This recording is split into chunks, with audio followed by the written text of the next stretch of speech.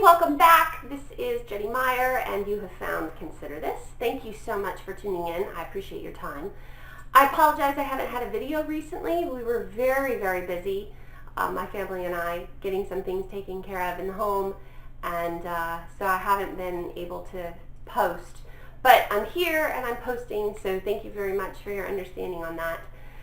And I just wanted to give kind of a quick tidbit video on an idea that I brought up really loosely in a previous video about the purpose of life not being to find happiness.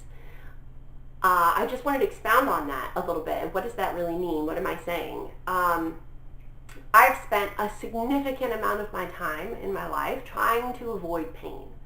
Most people do. Your brain is wired for it. Your brain is wired to move you away from pain and take you towards the things that feel good. What I've discovered, though, through life and experience and inquiry and all of those things, study, whatever, is that without pain, we're sort of dead inside. I know that sounds really stupid, but hear me out for a second.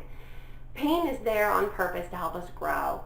It gets us to the next level. It propels us to higher places to be and achieve and live and understand, and whatever word you want to use, it's irrelevant. But it has a purpose. It serves a purpose. Now, suffering, you can argue that that's sort of different, but I don't want to go there right now. What I really want to talk about is what I did several years ago, 5, 6 years ago, is I made a very deliberate decision that my life was no longer going to be about avoiding pain. It was also not going to be about trying to be happy. Like, people spend so, are you happy? Are you happy? Are you happy? Are you happy?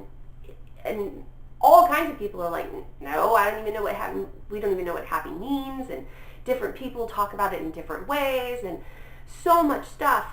And then as I was just starting to get into talking and coaching, which would have been about 3 years ago now, I did a lot of research, continued research on joy and happiness and all of those things. And what does it really mean? And what I have come to for myself, and part of the message that I want to give to other people, is that it's not about being happy. It's about being fulfilled and satisfied, okay? And let me explain what that means. Fulfillment is the feeling of satisfaction, really, of knowing that you've done you've had a job well done, that you've done your best and the outcome was fine, it was good. And I'm not talking about mediocre, because I'm a big feeling person, so I believe in living full out and out loud and passionately. I would rather live big emotions than not have emotion. And that was also another decision I made, because I realized that in order to have peaks, I needed to have valleys. I don't know if you've seen the Jay Shetty video where he talks about the heartbeat monitor and how, these peaks and valleys are like, that's what our heartbeat looks like. We're living, and so this heartbeat is going, and it has peaks and it has valleys. And the only people who don't have peaks and valleys are the ones that have flatlined. And that's not any place that anybody really wants to be. Nobody wants to be dead in order to not feel pain. So it's not about avoiding pain anymore. It becomes about finding and creating fulfillment and satisfaction. And you do that through perspective. You do that through mindfulness. You do that through, I don't know if positive thinking is the word that I really want to use, but finding the best in every situation. Those are the little things that you do to tweak yourself so that you don't, because it's so easy to get lost in all of the things that are wrong, right? But if you train yourself, you can start feeling and seeing all of the things that are right and all of the things that are good. And the more focus that you keep in those areas, the better you feel about the quality of your life. And then you look at the totality of your life, and it's significantly greater. And you're more satisfied with it. And the meaning is more profound. And profound meaning is actually what I think creates that feeling of satisfaction and fulfillment. It's not necessarily pleasure. which a lot of people equate to happy. You don't need to, but a lot of people equate pleasure with happiness, and pleasure and happiness are not the same thing, nor is satisfaction and pleasure the same thing.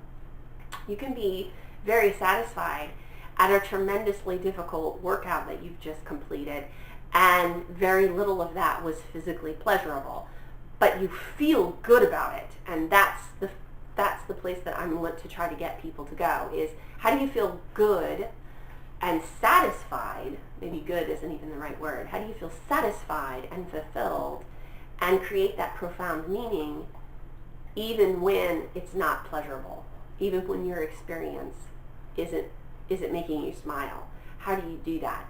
And I think that that's one of the keys to life, and living it fully and enjoying all of those peaks and all of those valleys. Because trying to avoid the valley and only get the peaks is impossible, because then you're just living at another plateau, and that's still flat. So the contrast is important, I guess, huh?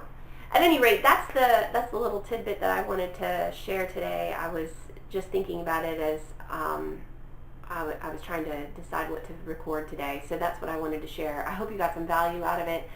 Thank you so much for tuning in. Remember, you can like and subscribe. I'm on Instagram and Facebook, as well as YouTube at Consider Jennifer. Feel free to check out my website, considerjennifer.com, and I will see you all later. Remember, be on purpose.